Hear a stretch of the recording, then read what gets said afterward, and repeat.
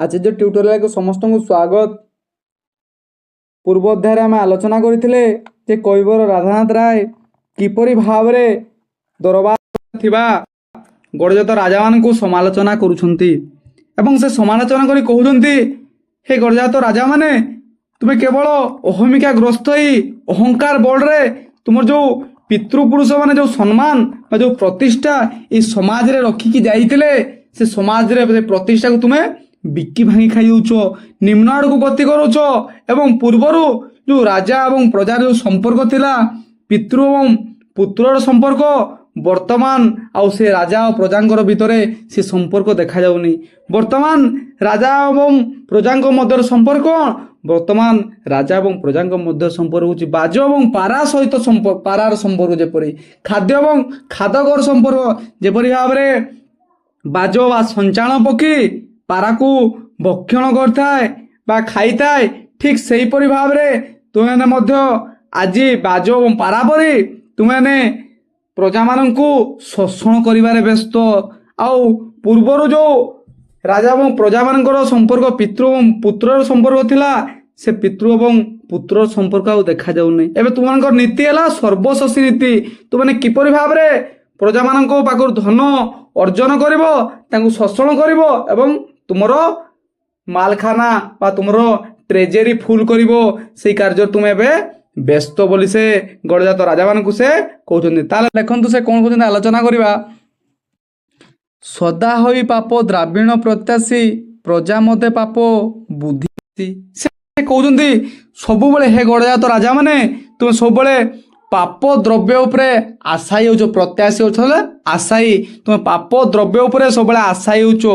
कौन पाप द्रव्य जे प्रजा माने किपरि भाव में भूल करिवे एवं तांको मानक पाखरु आमे जरिमाना नेबु एवं तांको जो श्रम अर्जित धन संपत्ति को आमे आनिकी हमर मालखाना बा कौन जो ट्रेजेरी पुरेबु एवं सब तुम जो पाप द्रव्य आशायी की अच्छ बा आशा करुछ ता फल प्रजा मानकर मनरे मध्य तुमे पाप बा पाप कार्य को तुमे बुद्धि करौछ बा बढ़ौछ बोली से कहउछन्ती।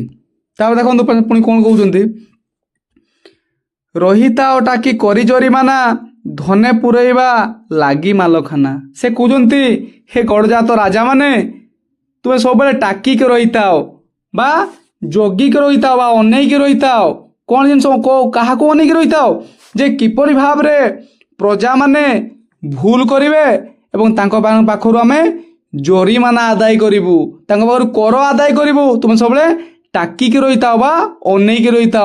गड़जात राजा माने केवल प्रजा मानकर धन को से अनेक रहउचंती जे किपरि भाव रे से माने केतेले भूल कार्य करिवे भूल कार्य करबा द्वारा आमे तांको पाखरु कोन करिवु ए जो कौन तांको पाखरु जरिमाना आदाय करिवो एवं जरिमाना आदाय करी कोन करिवो धने पुरैबा लागी मालखाना एवं जरिमाना आदाय करिकी हमर जो मालखाना बा ट्रेजेरी फुल करिवो एवं ताकु तुमे टाकी के रहिता बा अनेकी रहिता बोली से कहउछन्ती। तापर देखंतु पुणी से कोन कहउछन्ती, धनर लालसा जाग्रत सपने धन बेनु नाही आनो चिंता मने। तुमर स्वप्न जाग्रत सबु समय केवल धन धन धन टंका टंका टंका पैसा पैसा पैसा सब धनर ही चिंता तुम धन छड़ा आउ किछि चिंता नहीं। धनर लालसा जाग्रत सपने से चेईबा समय तुम धन शोइबा स्वप्न भी धन सब जाग्रत भी तुम स्वप्न देखुच चेई चेई भी तुम स्वप्न देखुच धनर एवं शुई शुई भी तुम धनर स्वप्न देखुछ एवं धन बिनु नाही आनो चिंता बने धन छड़ा आ तुम मन रे कौनसी प्रकार चिंता आसु नाही। केवल किपरि भाव रे ए प्रजा मानक पाखरु तांकर जो ढाल बुआ धन को लुंठन करबी एवं आनिकी मोर मालखाना बा मोर ट्रेजेरी फुल करबी सब तुम मानक मन रे एबे सेही स्वप्न बा सेही चिंता चलीछि। तापर देखंतु पुणी से कोन कहउछन्ती, धनर साफल्य सुबेय केवल जोखे प्राय ताकू जोगी केउ फल। से कहउछन्ती धनर साफल्य सुबेय केवल धनर साफल्य बा धन अर्जन साफल्य केबे केबे हेइताय बा साफल्य अर्थ होला सफलता केबे हेइताय जेबे सेही धन को ସୁବ୍ୟୟ ଭଲ ଜାଗାରେ ବ୍ୟୟ ବା ଭଲ ଜାଗାରେ ଖର୍ଚ୍ଚ କଲେ ସେ ଧନର ସଫଳତା ବା ସାଫଲ୍ୟ ମିଳିଥାଏ। ସେ କହୁଛନ୍ତି ଯେ ତୁମେ ଯେଉଁ ପ୍ରଜାମାନଙ୍କ ପାଖରୁ ଯେଉଁ ଧନକୁ ତୁମେ ଲୁଣ୍ଠନ କରି ଆଣୁଛ ସେ ଧନକୁ ତୁମେ ପ୍ରଜାମାନଙ୍କର ହିତରେ ଖର୍ଚ୍ଚ କର, ପ୍ରଜାମାନଙ୍କର ଭଲ କାମରେ ଖର୍ଚ୍ଚ କର ବୋଲି ସେ କହୁଛନ୍ତି। ତେବେ ଯାଇ ତୁମେ ଯେଉଁ ପ୍ରଜାମାନଙ୍କ ଜାଗାରେ ଯେଉଁ ଧନ ଲୁଣ୍ଠନ କରି ଆଣୁଛ ବା ତୁମର ଧନ ଯେଉଁ ଅର୍ଜନର ସଫଳତା ସେବେ ଯାଇ ମିଳିବ। କେଉଁଦିନ ମିଳିବ? ଯେଉଁଦିନ ସେ ଧନକୁ ତୁମେ ବା ସେଇ ଟଙ୍କା ବା ସେଇ ପଇସାକୁ ତୁମେ ଠିକ୍ ଜାଗାରେ ବ୍ୟୟ କରିବ ବା ଖର୍ଚ୍ଚ କରିବ। ଯକ୍ଷେ ପ୍ରାୟ ତାକୁ ଯୋଗୀ କେଉଁ ଫଳ।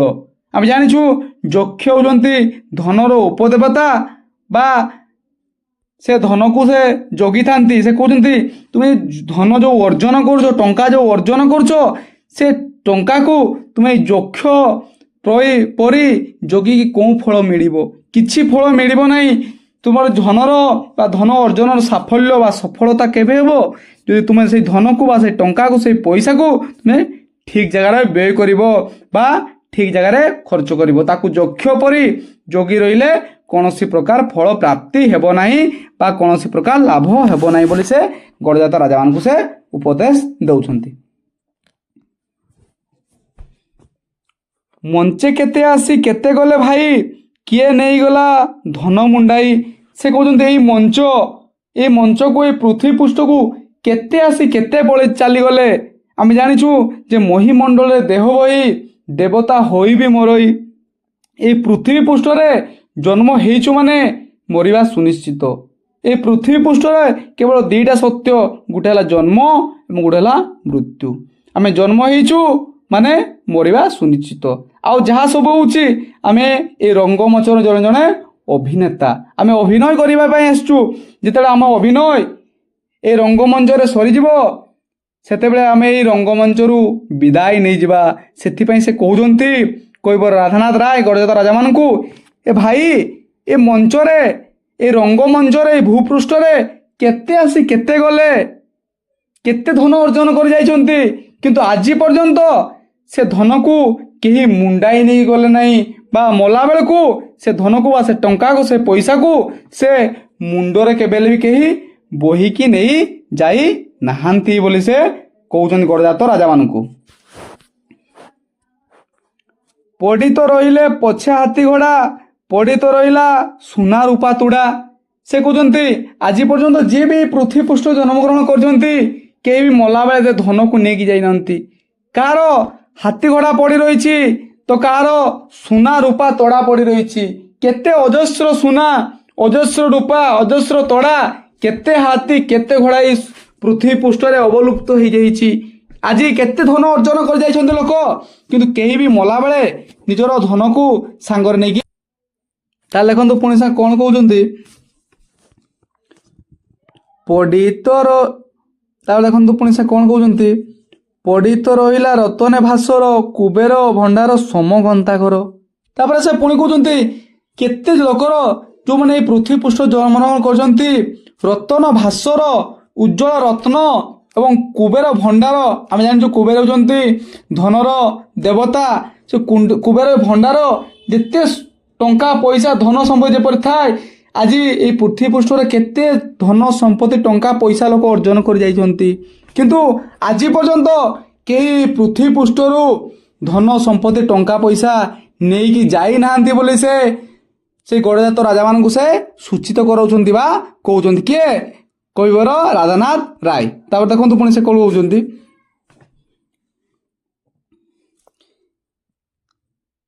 ଜିଣିବାକୁ ନାହିଁ ଆଉ ଧରାଖଣ୍ଡ, ବୋଲି କଲେ ଯେଉଁ ଅଶ୍ରୁସିକ୍ତ ଗଣ୍ଡ, ମଲାବେଳେ ବିଜୟୀ ସ୍କନ୍ଦର, କି କହିଥିଲେ ତାହା ଚିତ୍ତେ ଥର ଧର, ବୋଇଲେ ପ୍ରାଣ ଗଲେ ପିଣ୍ଡ ଛାଡ଼ି। ସେ କହୁଛନ୍ତି ହେ ଗଡ଼ଜାତ ରାଜାମାନେ ଥରେ ଚିନ୍ତା କର ବା ମନରେ ଚିନ୍ତା କର ଯେ ଯେତେବେଳେ ମଲାବେଳେ ଯେ ବିଶ୍ୱ ବିଜୟୀ ସ୍କନ୍ଦର ବା ଆଲେକ୍ସାଣ୍ଡର ଏ ଭୂପୃଷ୍ଠ ଛାଡ଼ିକି ଯେତେବେଳେ ବିଦାୟ ହେଉଥିଲେ କ'ଣ କହିଥିଲେ ତୁମେ ମନେ ଧର। ମନେ ଚିନ୍ତା କର, ଚିତ୍ତରେ ବା ମନରେ ଚିନ୍ତା କର ଯେ କ'ଣ କହିକି ଯାଇଥିଲେ।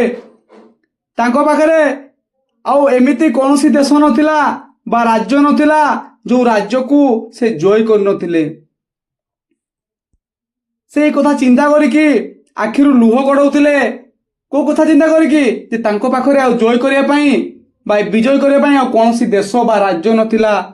ए कथा को से चिंता करिकी से आखिरु पानी गड़ाउथिले बा लुह गड़ाउथिले एवं लुह गड़ेकी तांको गाल मध्य अदा करदेले किए विश्व विजयी स्कंदर।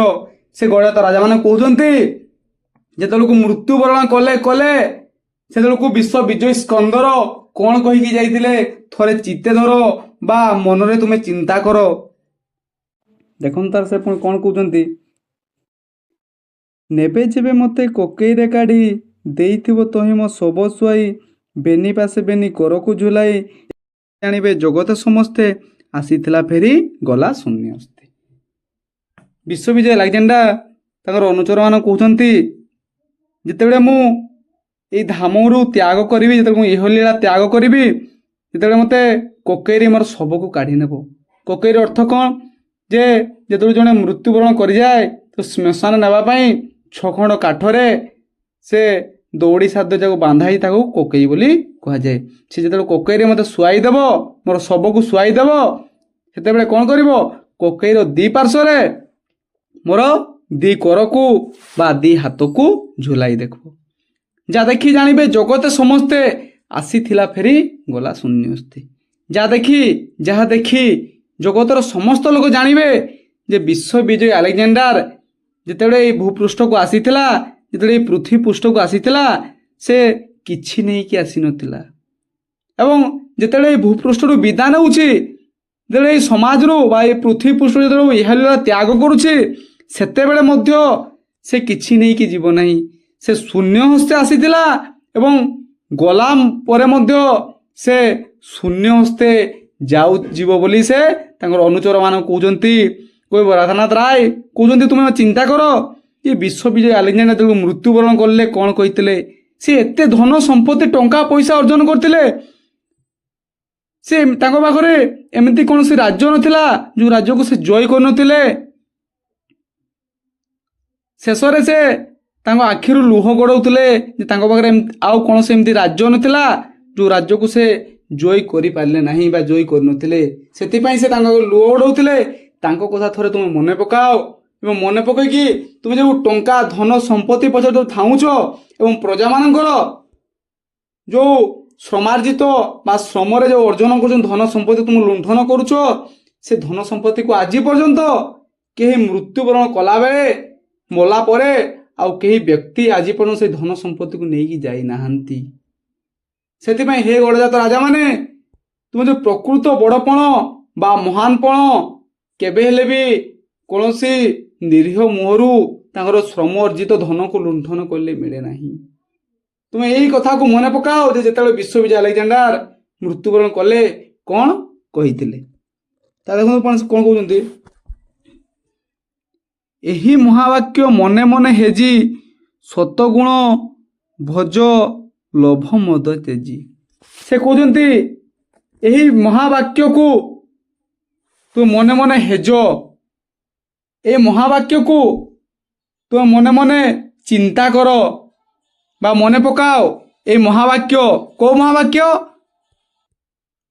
ए महावाक्य को मने मने हेज बा मने पकाओ को महावाक्य को जे विश्व विजय अलेक्जेंडर से मृत्युवरण कले बेले से कौन कही जाइतिले से महावाक्य को तुम थोड़े मने पकाओ एवं सत गुण भज लोभ मद तेजी एवं सत गुण सद्गुण बा भल गुण को तुम्हें अपनाओ एवं जो लोभ मोह माया को तुम्हें तेजी तेजी त्याग कर दियो।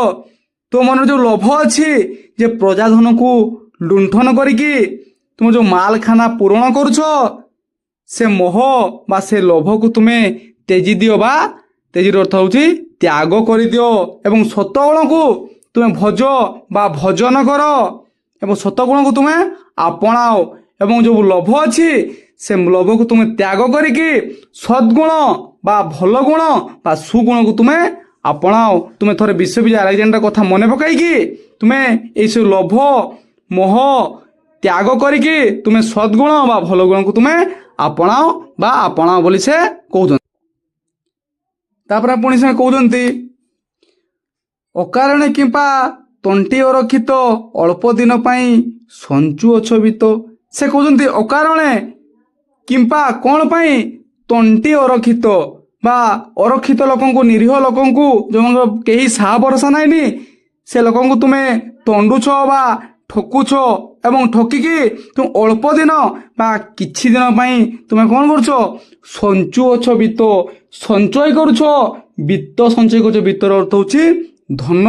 ତୁମେ ଏଇ ଅଳ୍ପ ଦିନ ପାଇଁ ଏ ଦୁଃଖୀ ଅରକ୍ଷିତ ଲୋକଙ୍କୁ ତଣ୍ଡିକି ବା ତାଙ୍କ ତଣ୍ଟି ଚିପିକି ତୁମେ ଯେଉଁ ଅଳ୍ପ ଦିନ, କିଛି ଅଳ୍ପ ଦିନ ପାଇଁ ଯେଉଁ ଧନ ସମ୍ପତ୍ତି ବା ବିତ୍ତ ସଞ୍ଚୟ କରୁଛ, ସେ ଧନ ସମ୍ପତ୍ତି ବା ବିତ୍ତ କେବେ ହେଲେ ବି କୌଣସି ପ୍ରକାର କାର୍ଯ୍ୟରେ ଲାଗିବ ନାହିଁ।